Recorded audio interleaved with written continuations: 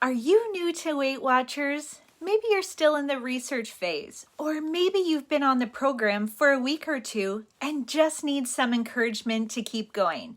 If that sounds like you, then this video is for you. The first month can feel like a test run, full of second guessing and wondering if you're doing it right. But today, I'm going to share 5 tips to help you not only survive that first month, but actually feel confident and start seeing success. And we're going deeper than the usual advice like focus on protein, stick to 0-point foods, or drink your water. While those things do matter, these are the tips that truly made a difference for me. I've been on Weight Watchers for just over 8 months. When I started in January 2025, I weighed 218.2 pounds. And for reference, I'm almost 5'9". At my last weigh-in, I was 174 pounds, so over 40 pounds down. Weight Watchers works, and my results prove that. But I don't want to sugarcoat it. That first month can be really tough. For me, it almost took 3.5 weeks before I woke up without wanting to eat my arm off. When I started in January, it was right after the holidays, and my body was loaded with sugar,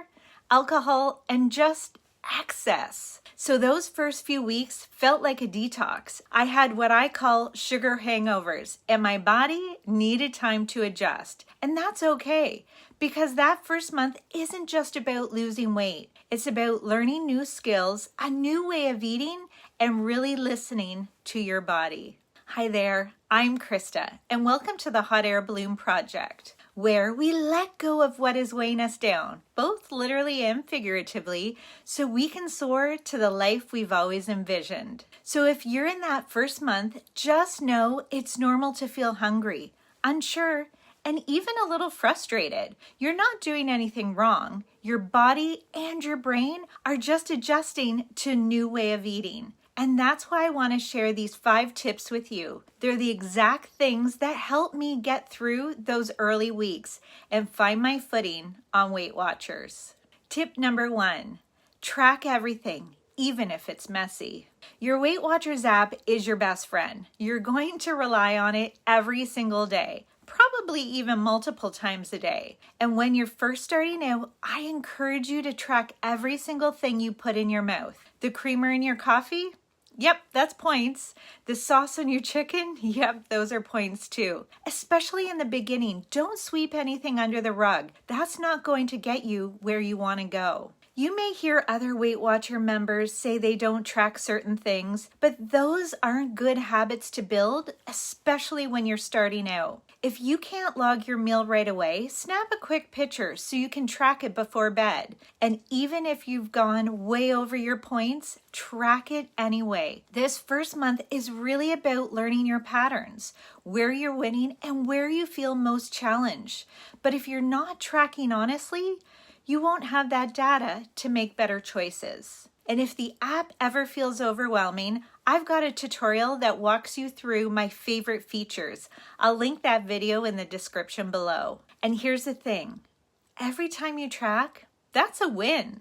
The goal is to build momentum, not perfection. You want to get to the point where you're on a tracking streak. As I record this, I'm on a 227-day tracking streak in the app. Not a single day goes by where I don't track, and that habit has made all the difference. So in this first month, focus on building that same consistency. Track everything, even if it's messy. Tip number 2, your journey is your own. In my first month on Weight Watchers, I lost 11 pounds.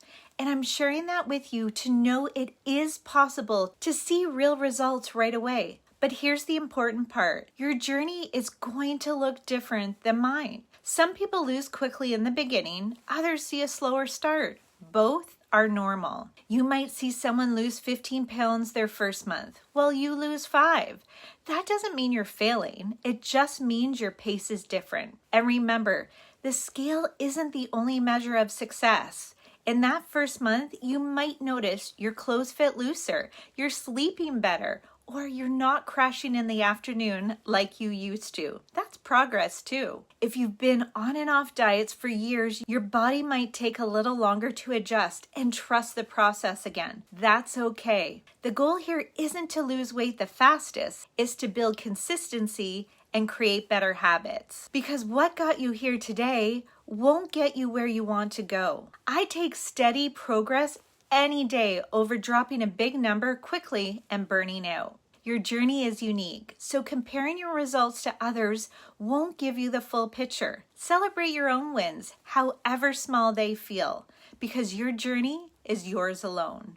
Tip number 3. Repeat meals you actually like. I learned this tip pretty early on, thank goodness. I'm not much of a cook, and honestly, I don't love fruits and vegetables, although I'm trying to get better. What worked for me was finding a few meals I actually enjoyed, that made me feel good, and that were easy to prepare. And then I ate them over and over again. That's not being lazy, that's consistency. For many of us, Weight Watchers is a whole new way of living. If you can remove some of the decision fatigue or the overwhelm of standing in the grocery store trying to figure out what to buy, then do it. For example, I eat the same breakfast every single day, and I look forward to it. I measure out 32 grams of cashew cereal every morning. And yes, I still weigh it on a food scale to be exact. By the way, that's a bonus tip. If you don't have a kitchen scale, you really can't track honestly. I'll link the one I use below. And I eat the cereal with fat-free cottage cheese and a sprinkle of cinnamon and sugar alternative. The reason I stick to the same breakfast is because I know it's only 3 points.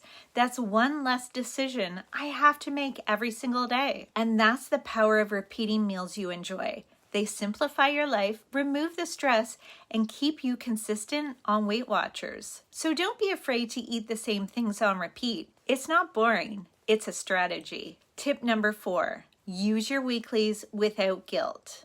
Okay, this one's a little controversial, but hear me out.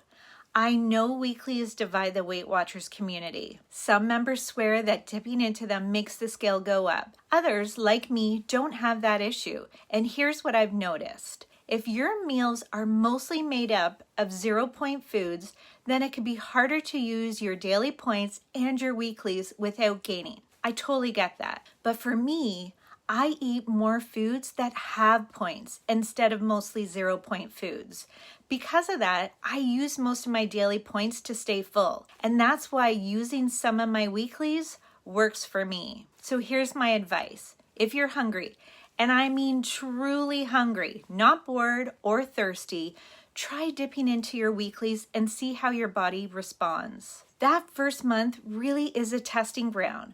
For me, I wasn't exercising yet in month 1, so I didn't earn as many weeklies as I do now. But I still used them when I needed to, whether that was when I was out for a meal or when I was just plain hungry. Because here's the thing, starving myself wasn't an option. That's not sustainable. And if you spend your whole first month hungry all the time, there's a very good chance you won't stick with it.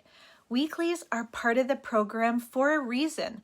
They're not something to fear. They're a tool to help you stay consistent. Tip number 5, snacking isn't the enemy. Wait, snacking on Weight Watchers? Yep, and honestly, it's one of the reasons I've been able to stick with the plan. The key isn't avoiding snacks, it's choosing them in a way that keeps you satisfied and still works within your points. I'm a snacker. There, I said it. And I don't mean just fruit or raw veggies, although I'll eat those too, begrudgingly. But they aren't my go-to. I don't see snacking as a bad thing. If I'm hungry before a meal, I'll have a snack. I often have one after dinner too. And my snacks are foods I enjoy. For example, 24 grams of veggie chips, delicious and only 3 points. Or 31 grams of pretzels with 5 pieces of Hershey's 70% dark chocolate chunks, only 5 points. Yummy, satisfying, and still fits into my day. Here's the key though. I avoid sugar. It's my kryptonite. If I start with something overly sweet, it's really hard for me to stop. But salty snacks, I can regulate those. Tracking has helped me learn that about myself, even on the messy days. So instead of cutting out snacks or whole food groups, which would never be sustainable. I found the snacks that work for me. So don't be afraid to snack. Just make sure you track them in your app every time and pay attention to your own triggers. As I mentioned, sugar is a trigger for me. That way, snacks can become a tool that helps you stay consistent, not something that derails you. The first month on Weight Watchers isn't about perfection. It's about building habits, testing what works for you, and finding what makes the plan sustainable for your life. Give yourself grace, stay consistent, and you'll be setting yourself up for long-term success. And if you'd like even more support, I share extra tips and encouragement in my weekly Balloon Crew newsletter. Let me be your cheerleader and your accountability partner. You'll find a link below. Come and join the Balloon Crew community. And if you've decided that Weight Watchers is for you and you're ready to take the plunge, you can also check out my link in the description to see the current offers. And of course, if this video has been helpful, please like and subscribe. It really helps me reach more people who need this kind of encouragement. And last, but definitely not least, thank you so much for watching. And thank you for cheering me on. We got this, my friend. See you soon. Won't get you where you want. Won't. Oh, why can't I say that?